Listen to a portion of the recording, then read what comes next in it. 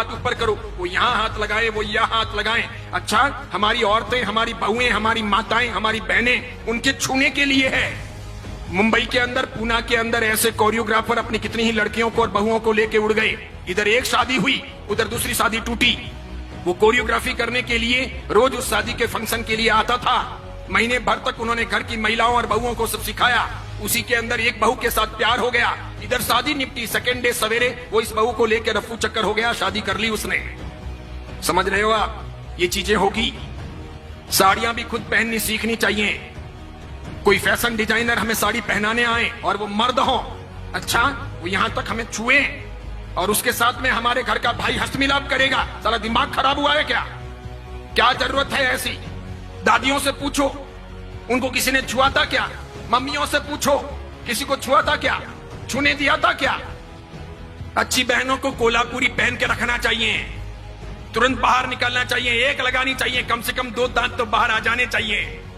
नहीं आते हो तो मुझे को, मैं सिखाऊंगा आपको कैसे दांत बाहर निकालने चाहिए। इसीलिए अब ये 28, ये ओली, ये सिद्धि तप, ये पलितना की यात्रा, ये नव्वाणु, ये उपध्यान तप पहले बंद हो। वो करें जिनको ये सब ना करना हो, जिनको डांडिया खेलना हो, जिनको कोरियोग्राफर को यहां सब हाथ लगवाने हो, इस प्रकार के नाच करने हो। अभी मैंने कुछ वीडियो देखे हैं जिसमें 65 साल 70 साल के दादा और दादी डांस कर रहे हैं, 70 साल के, फिर 45 साल के पापा और मम्मी वो भी डांस कर रहे हैं। किसके लिए? बिटिया की शादी है उसके लिए। शोभा देता है। 65 साल 70 साल के दादा और दादी डांस करें, अच्छा लगता है। अब टांगे तो कब्र में लटकी है और डांस करना है, कोई मर्यादा है या नहीं? अच्छा, डांस नहीं करने से शादी अच्छी नहीं होगी क्या? एक वीडियो नहीं बनेगा तो काम नहीं चलेगा क्या? क्या गंदी फिल्मों की धुनों पर दादा दादी को नचाना ही जरूरी है? कई सारे समाजों ने प्री वेडिंग शूट भी बंद कर दिए। पुरोहित समाज ने पाली के उस घोषणा पत्र के अंदर यह भी किया कि हमारे समाज के अंदर दूसरों की देखा देखी कोई प्री वेडिंग शूट नहीं होगा, कोई आवश्यक नहीं है। वेडिंग के बाद यानी शादी के बाद आप आराम से घूमो, आपका काम करो, लेकिन यह सुभाषपद नहीं है। ये सब फिल्मों से, सीरियलों से आया है। क्या दिखाना है?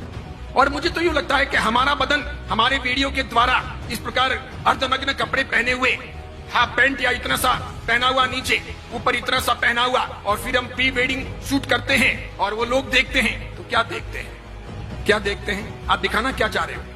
अच्छा, जो आपको दिखाना है वो आपके पति को दिखाना है कि दूसरों को दिखाना है? ये पति के लिए है कि दूसरों के लिए है? यानी आप एक सदाचारी मां बनना चाहती हो कि वेश्या रहना चाहती हो? करना क्या है? जाना कहां है? एम क्या है? उसी प्रकार पूछना चाहता हूं, जीटो की स्थापना हुई तो ये एम था क्या? कहीं जीटो के घोषणा पत्र में ये चीजें हैं क्या कि हम डांडिया रास का आयोजन करेंगे? स्थापना के दिन ही जीटो वालों को जूते पड़ गए होते। आज मेरी बात सत्य सिद्ध हो गई कि नए पद्मसागर जी महाराज ने बंदरों के हाथों में नारियल दे दिया, बिल्कुल दे दिया।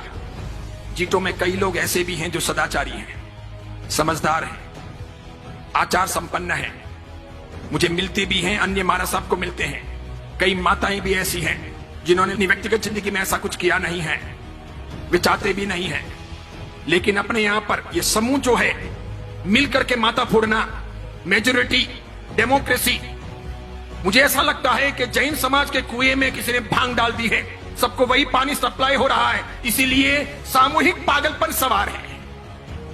इस बीच में ऐसा कोई आदमी बोले तो उसकी बहुत कीमत नहीं, उसको लोग खारा समझते हैं, उसके प्रति लोग दुर्भाव रखते हैं, उसे पसंद नहीं करते। क्योंकि मुझे तो ये सब फर्क नहीं पड़ता, मैं किसी की रोटियों का मोहताज नहीं हूं, और मैं तो कफन पहन के निकला हुआ हूं पहले से ही, और मेरे कोई आगे रोने वाला नहीं, पीछे कोई धोने वाला नहीं, मैं इसकी फिक्र करता नहीं। मुझे कोई बहन बेटी की शादी करवानी नहीं है, मेरा कोई उपास्य नहीं, मेरा कोई मंदिर नहीं, मेरा कोई घर नहीं, मेरे कोई स्थान है नहीं, मैं कल कहां रहूंगा ये मुझे पता नहीं है, इसलिए मैं कोई परवाह करता नहीं कि मुझे किसी प्रकार की गुलामी करनी है, बिल्कुल नहीं, नेवर। मैं तो सत्व के आधार पर जीने वाला आदमी हूं। जितने केस होने दें, जितने दुश्मन सामने आए आने दें, जिस मुकाम पर मौत होगी होगी, एक बार होगी, 2 बार थोड़ी होती है मौत, एक बार होगी। और किसी के सर्टिफिकेट से मुझे कोई स्वर्ग या मोक्ष थोड़ी मिलेगा, तो क्या फर्क पड़ता है कोई मेरे बारे में क्या बोलता है, कुछ भी कहे। इसीलिए मेरी फिक्र मत कीजिए, मुझे चिंता है समाज की। भगवान महावीर का समाज चिंता रहा, वो पवित्र रहा, अच्छा रहा, तो साधु साध्वियों का और हमारे सब कामों का कोई व्रत रहेगा। अगर भगवान महावीर का समाज ही कमजोर पड़ गया तो मेरे एक के मजबूत होने से क्या होगा, मेरे एक के जिंदा रहने या लंबी उम्र पा लेने से भी क्या होगा। मैं व्यक्तिगत सफलताओं को समाज के सामने, धर्म के सामने महत्वपूर्ण नहीं मानता। मेरी व्यक्तिगत सफलताएं कितनी भी हों, अगर वो व्यक्तिगत सफलताएं मेरे समाज के लिए, मेरे धर्म के लिए उपयोग में नहीं आती है तो मेरा जीना हराम है। फुकट की रोटियां खा करके कोई मतलब नहीं है। इसलिए मैं सोचता हूं सफलता का पहला मापदंड कि मेरा समाज सुरक्षित रहे, साफ सुथरा रहे, मेरा धर्म सुरक्षित रहे, साफ सुथरा रहे। यह आवश्यक है। आप जैसे लोगों को क्रांति करनी चाहिए, उठना चाहिए। पूरे बेंगलुरु में यह हवा फैलानी चाहिए कि डांडिया नहीं होगा, कोई जीतो, कोई जियो, कोई अन्य संस्थाओं के अंडर में नहीं होगा। उसके लिए संस्थाएं ना बने। जो लोग भी प्रयास करें आकर के मुझे कहिएगा, मैं आपके साथ में हूं, तन से, मन से, धन से, और पूरी ताकत लगाइए। और खास करके मैं मंत्र शक्ति से कहना चाहूंगा कि उठो। हमारी बहन बेटियों को, हमारी आने वाली परंपराओं को हमको भ्रष्ट नहीं बनाना है, वेश्या नहीं बनाना है। जवानी के दिन तो चले जाएंगे, उनको लोगों के सामने नहीं थिरकाना है। वो गंदे गंदे फिल्मों के गीत क्या सिखाने हैं, क्या जरूरत है, और क्या क्या होगा, और वापस रात्रि भोजन होगा। इसलिए जीतों की भलाई इसी में है कि वो समझें, वो मर्यादा में रहें, वो ऐसे काम ना करें। वो IAS IPS के लिए काम कर रहा है, वो बहुत अच्छा है, वो कीजिए।